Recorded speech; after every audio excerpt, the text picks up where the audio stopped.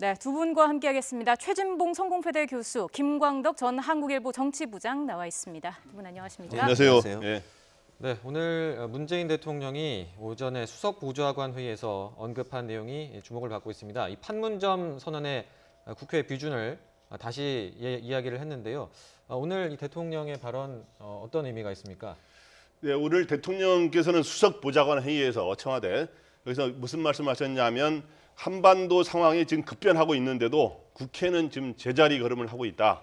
그러면서 이제 판문점 선언 지금 상정, 이 비준 동의안 상정도 안 하고 있다라고 하면 안타까움을 표시하면서 이 말은 뭐냐 하면 국회에서 빨리 조속히 4.27 판문점 선언에 대한 비준 동의를 이렇게 해줘서 여러 가지 국력을 모아가지고 이런 남북관계 그리고 한반도 정세 변화에 이렇게 좀 앞장섰으면 하는 그런 바람을 표시한 겁니다. 그런데 지금 현재 이거를 되지 않았는데 지금 한국당이 강하게 반대하고 있지 않습니까? 네. 또 바른미래당은 지금 현재 좀 중간에 캐스팅 보트를 쥐고 좀 다소 애매한 입장을 취하고 있는 이런 상황입니다. 예. 지금 국감장에서도 여야의 입장이 나뉘고 있는데 여야가 국회 비준을 놓고 다투는 진짜 이유는 뭘까요? 아무래도 저는 그 판문점 선언에 대해서 일정 부분 자유한국당, 특히 자유한국당, 바른미래당도 일부가 포함이 됩니다만 그분들 같은 경우 별로 인정하고 싶지 않은 것 같아요. 제 생각은 개인적으로 그렇고요.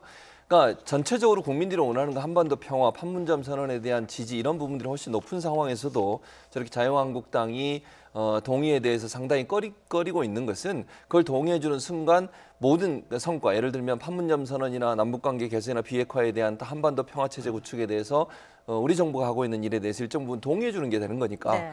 야당으로서 각을 세우는 부분에 있어서 이제 그 부담이 있다. 뭐 저는 이렇게 판단이 되고요. 그래서 정치적 저는 선택이라고 봅니다. 이게 무슨 그런데 저는 이제 한반도 평화체제 구축이나 비핵화 문제는 정치적인 문제로 풀 문제는 아니라고 저는 보거든요. 네.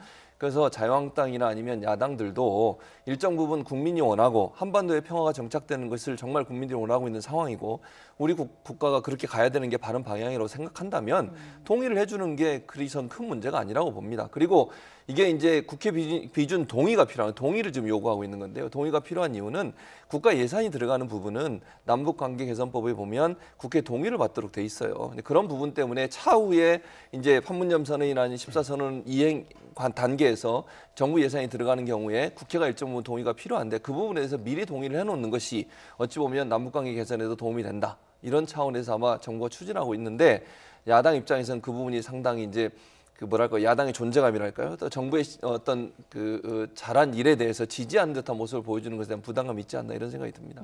네, 그 김광덕 부장님은 어떻게 보십니까? 비준 동의에 필요한 문제입니까? 아니면 필요 없습니까?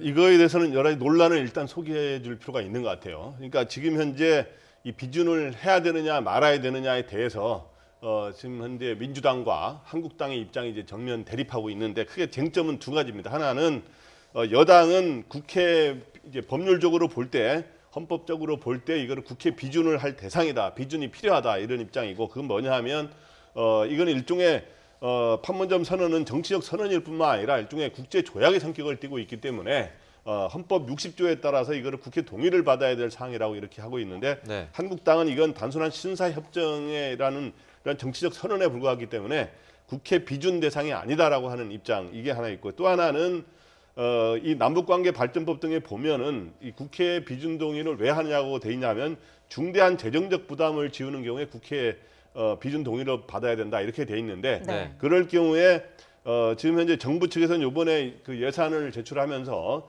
재정 그 일정 비용을 1년치가만 제시를 했어요. 네. 1년에 추가 비용 전체 한 4,700억 가량이 드는데 그중에 추가로 되는 한 3,000억 가량을 제시했는데 네. 이 한국당 같은 경우는 중장기적인 비용까지 포함해서 수십조에서 심지어 100조를 넘는 액수까지 소위 국회에서 예산 정책처에서 나온 자료를 토대로 103조까지 필요하다 뭐 이런 이야기까지 하고 있는 상황인데 네. 근데 일반적으로 볼 때 저는 이렇게 생각합니다. 이거에 대해서 여당 야당은 이런 논리 대결을 하고 있지만 사실은 서로의 정치적 필요란 측면에서 여당은 비준이 되는 게 굉장히 좋은 거거든요. 왜냐하면 그건 한국의 국가를 위해서 좋다는 거지만 여권의 입장에서도 볼 때 이거는 뭐냐면 굉장히 남북 협의 무도가 굉장히 빨리 진전돼야 좋은 것이고 그러나 야당 입장에서는 이렇게 되면은 그리고 종전선언 이렇게 가면 야당이 상당히 입지가 좁아지는 이런 것 때문에 이제 이런 신경전을 벌이는 건데 네. 일단 비용 추기와 관련해서는 일반적으로 1년치만 판문점 선언을 보면 14선언의 사업들을 이행한다 이렇게 돼 있거든요. 그럼 14선언에 들어가는 비용인데 그러려면 보통 5년 내지 10년, 아주 장기는 아니더라도 5년 정도 이상의 비용 추계는 내는 게 일반적인 게 아는 게 하는 게 많은 전문가들이 견해해요. 그런 측면에서 볼 때 이거는 정부에서도 좀 더 비준 동의안을 받으려면 조금 더 진전된 안을 내는 게 바람직하지 않은가 생각이 됩니다. 예, 지금 여야가 예상하는 추계 비용 격차가 상당한 상황입니다. 말씀을 해주신 것처럼 만약에 판문점 선언 국회 비준을 강행한다면 캐스팅 보트는 바른미래당이 되지 않을까 이런 얘기가 나오고 있는데 그렇죠. 지금 손학규 대표는 국회 비준은 불필요한 정쟁만 불러오니까 대통령이 직접 비준을 해라 이런 입장을 밝혔습니다. 그렇습니다. 손학규 대표 입장은 그럴 수밖에 없어요. 바른미래당 안에 지금 이 문제 가지고 내부에서 지금 상당히 충돌이 있는 것으로 알려지고 있거든요. 네. 예전에 이제 바른정당 출신하고 국민의당 출신들이 함께 모여서 바른미래당을 만들었는데 국민의당 출신들은 대부분 비준 동의안에 동의를 하면 좋겠다라고 지금 입장을 밝히고 있고 이제 바른정당 출신들이 여기에 대해서 강력하게 반발을 하고 있어요.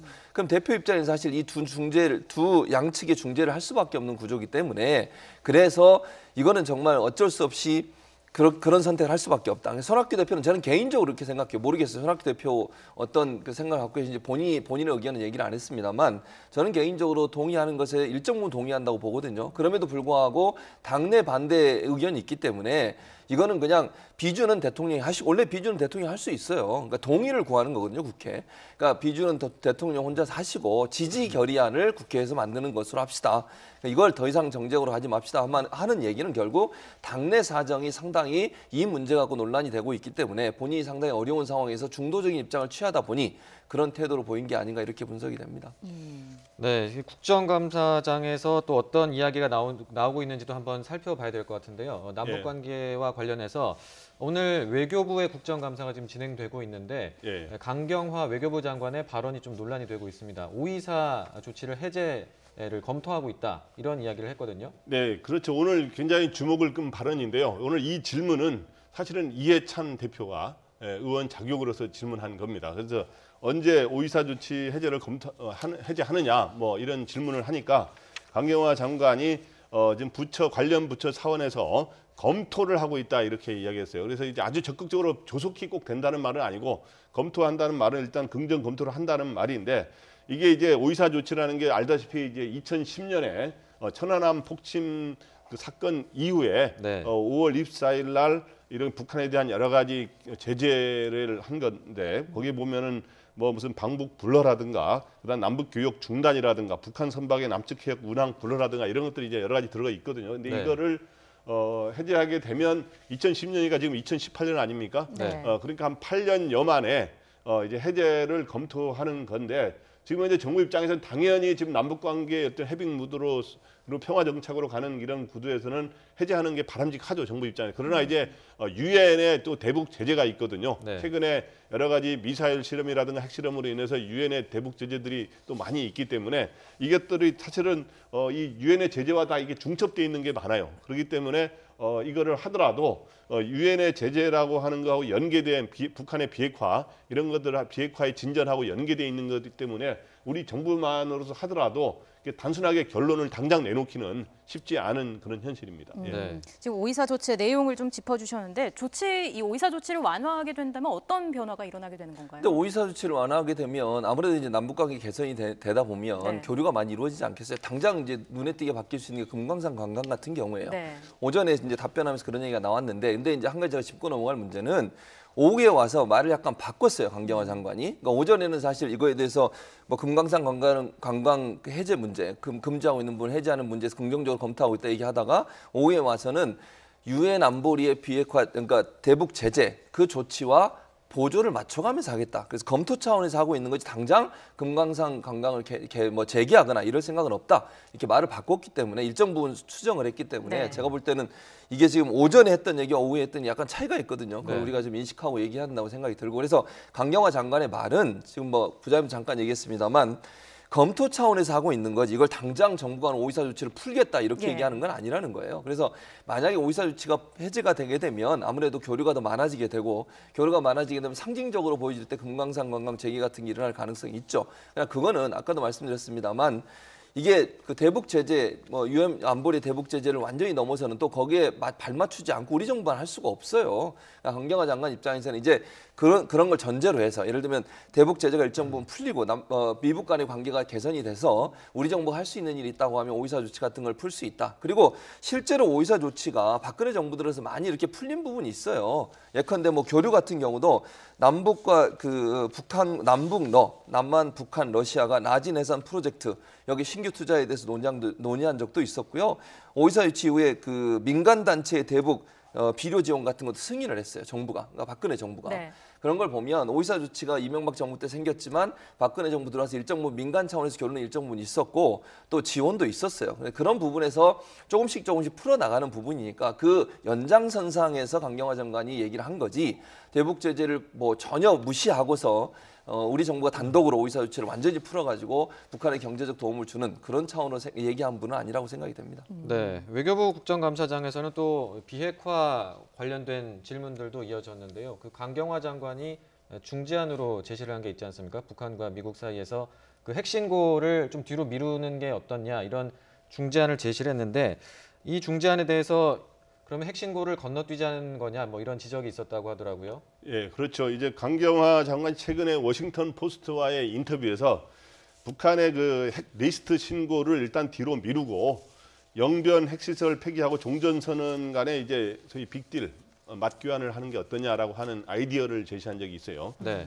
그래서 이거에 대해서 이제 강경화 장관의 심정은 이런 걸 겁니다. 이제 계속 북한과 북미 사이에 핵 신고와 종전선언 요거를 놓고 계속 이제 줄다리기가 펼쳐지니까 뭔가 이거 우회해서 뭔가 새로운 해법을 찾아보자 해서 청와대도 이거를 정부의 공식 입장은 아니지만 창의적 방안이라고 생각한다. 이렇게 했는데 지금 현재 이번에 폼페이오 국무장관이 북한을 방문했는데 이런 식으로 이 강경화 장관이 제시한 안으로 예를 들어 영변 핵시설 폐기와 종전선언 이렇게까지 빅딜을 당장 이루어지는 그런 분위기는 아닌 것 같아요. 그래서 오히려 미국에서는 종전선언이란 말은 이제 오히려 쓰지 않고 평화협정이라는 말, 오히려 목표에 다다랐을 때 평화협정을 추진한다라는 식으로 목표를 다다른다는 뭐냐면 북한이 비핵화에 결정적인 진전을 이뤘을 때를 뜻하거든요. 네. 그랬을 때 평화협정을 한다 해서 오히려 종전선언이라는 단어를 오히려 안 쓰기 시작했어요. 그렇기 때문에 미국은 오히려 시간 싸움을 하지 않겠다면서 오히려 속도 조절을 하면서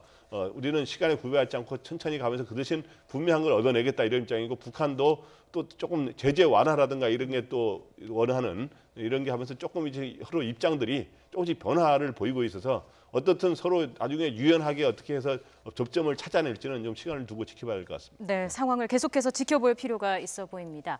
자, 이런 가운데 국방위에서는 남북 군사 합의서를 두고 공방이 이어지고 있습니다. 비행 금지 구역 설정을 두고 얘기가 나오지 않습니까? 그렇습니다. 이제 비행 금지 구역을 설정하게 되면 그 구역 내에서는 무인기라든지 아니면 정찰기를 띄우지 못하도록 돼 있습니다. 네. 그 문제가 되니까 야당에서는 그렇게 지금 지적을 하고 있는 거죠. 야당에서는 그 문제가 결국은 그러니까 북한의 어떤 이상 동향이라든지 아니면 군사적 어떤 징후를 발견하는데 한계가 있을 것이다 이런 이제 얘기를 하고 있는 것이고요. 그다음에 근데 저는 이렇게 생각해요. 국방부 같은 경우 국방부 밝힌 내용을 보면 이런 내용이 있거든요. 정찰 위성이라고 하는 거 예를 들어서 지금 현재 제재 이 비행 금지 구역을 설정해 놓고 했을 때 우리가 손해 본다고 얘기하는 야당의 주장에 대해서 국방부가 어떻게 반박을 하고 있냐면 고고도 위성 같은 경우 예를 들면 정찰 위성은 미국의 정찰 위성은 고고도 아주 위성을 찍기 때문에 위에서부터 미러를 찍기 때문에 거기는 그 비행 금지 구역 내에 들어가지 않아요. 어느 정도 높이 이상이 떠 있는 물체 같은 경우에는 비행 금지 구역에 들어가지 않고 또 고고도에서 정찰기가 운영하는 게 미군도 있고 우리나라 같은 경우도 백두금강이라고 하는 이런 비행체 같은 경우에는 정찰 위성을 하는데 상당히 높은 고고도에서 정찰을 할 수 있는 능력을 갖고 있거든요.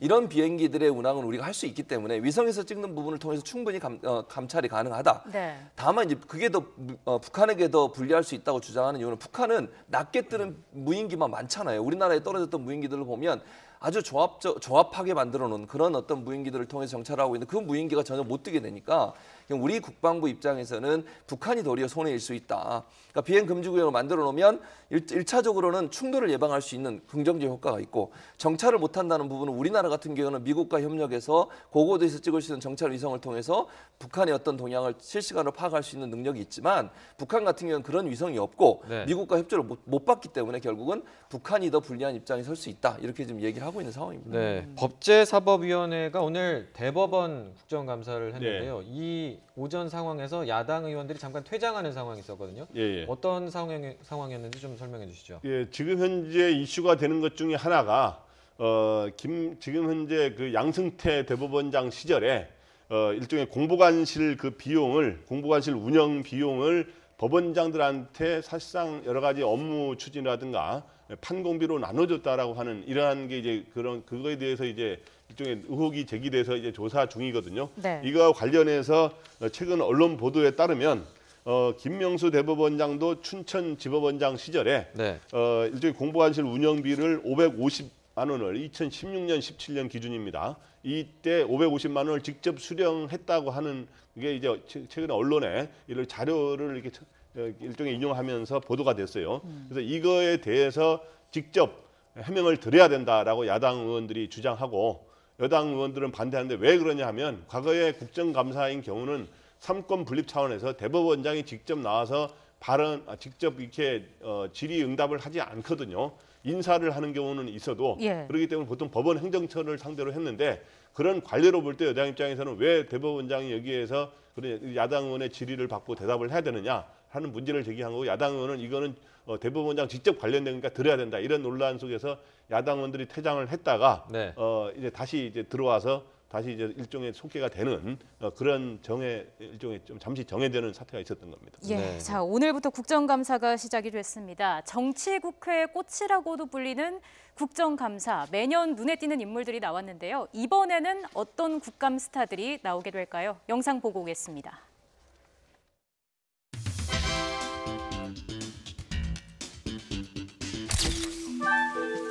제가 한번 모아보겠습니다.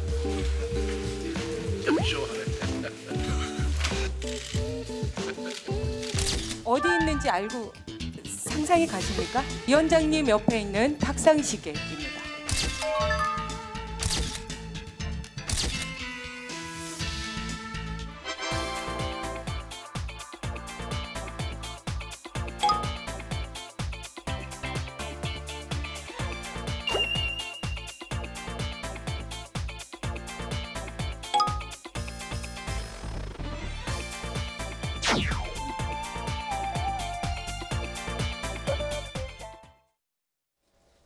네, 저희가 지금 영상으로도 보여드렸습니다만 이 국감장에 이색적인 인물 그리고 동물까지 등장을 했습니다.